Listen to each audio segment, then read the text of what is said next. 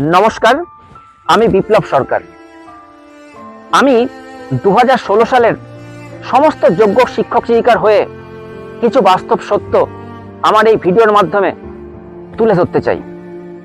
বর্তমানে সমাজের একটা অংশ 2016 সালের প্যানেলের যোগ্য এবং অযোগ্য সকলকে এক ব্র্যাকেটে ফেলে যেভাবে আমাদের সমাজে হেয় প্রতিপন্ন করছেন এবং এক্ষেত্রে কিছু আইনজীবী ইচ্ছাকৃতভাবে এতে যেভাবে ইন্ধন যোগাচ্ছেন, প্রথমেই আমি তার বিরুদ্ধে তীব্র ধিক্কার জানালাম। আমার তীব্র প্রতিবাদ রইল এর বিরুদ্ধে। আপনারা প্রত্যেকেই জানেন যে শাসক দলের দুর্নীতির কারণেই বহু যোগ্য শিক্ষক শিক্ষিকা বঞ্চিত হয়েছিলেন। যেখানে তাদের নাম মূল প্যানেলে থাকার কথা ছিল, সেখানে তাদের মধ্যে অনেকেই এই দুর্নীতির কারণে ওয়েটিং লিস্টে চলে যায়। স্বাভাবিক কারণেই তারা যেহেতু বঞ্চিত হয়েছিলেন দুর্নীতির কারণে, তাই তারা গান্ধী মুক্তির পাদদেশে দীর্ঘদিন ধরে আন্দোলন করেন এবং তাদের মধ্যে অনেকেই অনশনে বসেন। এবং তারা যখন বেশ কিছুদিন ধরে অনশন করেন, তখন এই অল আর ফ্রড তত্ত্বের জনক যিনি, সেই বর্ষিয়ান সাংসদ এবং বিশিষ্ট আইনজীবী সহ তার দলের অনেকেই সেখানে সহানুভূতি জানিয়ে তাদের পাশে থাকার বার্তা নিয়ে সেখানে ছুটে যান এবং তাদের আশ্বাস দেন যে আমরা সর্বতোভাবে আপনাদের পাশে আছি, আপনাদের ন্যায় আমরা পাইয়ে দেব, প্রয়োজন হলে আমরা সুপ্রিম কোর্টে যাব, আপনাদের পাশে আমরা আছি, দয়া করে অনশনটি প্রত্যাহার করে নিন। এই ছিল তার সেই দিনের বক্তব্য। অথচ সেই মানুষটাই সুপ্রিম কোর্টে প্যানেল বাতিল চাইলেন। বলুন তো, এটা দ্বিচারিতা নয়? সেই মানুষটাই, যে মানুষটা অল আর ফ্রড বলে চলেছেন, তিনি ওয়েটিংদের হয়ে, সেই একই প্যানেলের ওয়েটিংদের হয়ে দীর্ঘদিন গলা ফাটালেন। তাহলে অল আর ফ্রড বলছেন, আবার এইদিকে ওয়েটিংদের হয়ে গলা ফাটাচ্ছেন, এটা দ্বিচারিতা নয়? এই প্রশ্ন আমি বৃহত্তর সমাজের কাছে 2016 সমস্ত যোগ্য শিক্ষক শিক্ষিকার পক্ষ থেকে রাখলাম। আপনারাই বিচার করবেন যে এটা দ্বিচারিতা নয়, এটা দুমুখ নীতি নয়, এটা ধ্বংসাত্মক রাজনীতি নয়, এটা নোংরা রাজনীতি নয়।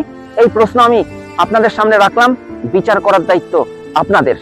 অনেকেই হয়তো বলবেন, তিনি তার বিচারপতি নন, তিনি তো আইনজীবী, তিনি তার সওয়াল করেছেন, বিচারপতি রায় দিয়েছেন।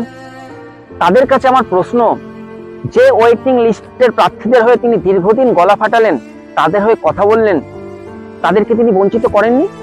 তিনি যদি একবার সুপ্রিম কোর্টে গিয়ে বলতেন, যারা চিহ্নিত দাগী অর্থাৎ টেন্টেড, তাদের এই প্যানেল থেকে, তাদের চাকরি থেকে বিতাড়িত করা হোক, বহিষ্কার করা হোক, এবং তার পরিবর্তে ওয়েটিং এ যারা যোগ্য রয়েছেন সেইভাবে তাদের নেওয়া হোক, এটাই কি কাঙ্ক্ষিত ছিল না?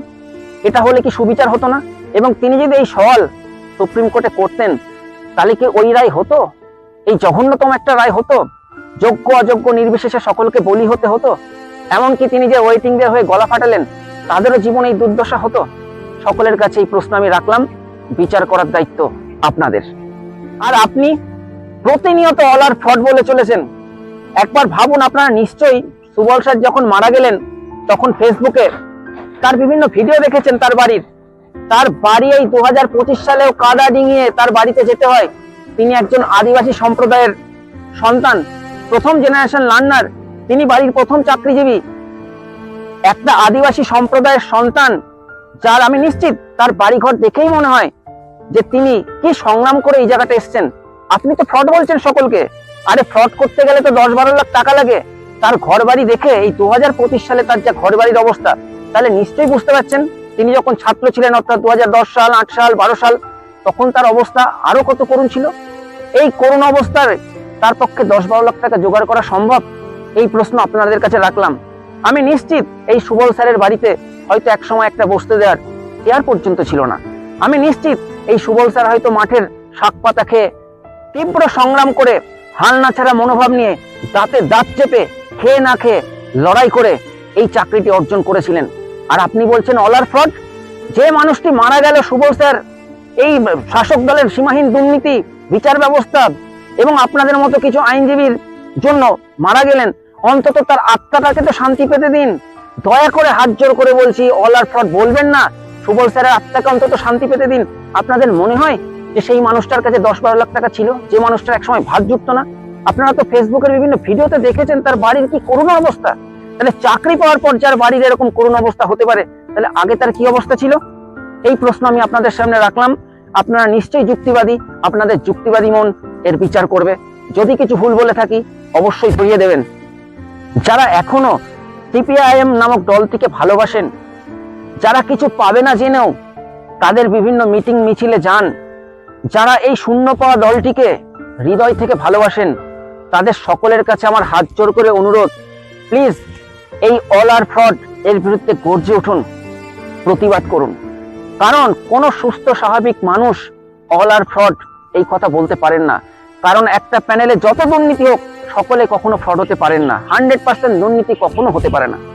দল নীতি আদর্শের কারণে সোমনাথ চট্টোপাধ্যায়ের মতো ব্যক্তিত্বকে দল থেকে বহিষ্কার করে, আর সেখানে একজন নির্দয়, দ্বিচারী, অমানবিক, ধ্বংসাত্মক রাজনীতি করে চলেছেন তার মতো মানুষের বিরুদ্ধে কেন দল ব্যবস্থা নিচ্ছে না, দলের একজন একনিষ্ঠ সমর্থক হিসেবে, যা আমাকে প্রতিনিয়ত ভাবাচ্ছে।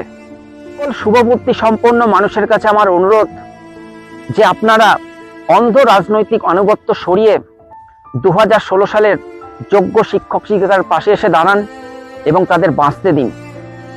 আর পরিশেষে আমি আমার 2016 সালের সমস্ত যোগ্য শিক্ষক শিক্ষিকার উদ্দেশ্যে বলতে চাই, আমি নিশ্চিত, এ আমার দৃঢ় বিশ্বাস, আমরা যারা অন্যায় করিনি, ঠিক আমাদের জীবনে এই অন্ধকার কেটে গিয়ে আলো আসবেই, আসবেই, আসবেই। শুধু একটু ধৈর্যের প্রয়োজন। কেউ হতাশ হবেন না, কেউ ভুল সিদ্ধান্ত নেবেন না, কেউ খারাপ রাস্তা বেছে নেবেন না। আমাদের অন্ধকার পেরিয়ে আমাদের জীবনে আলো আসবেই।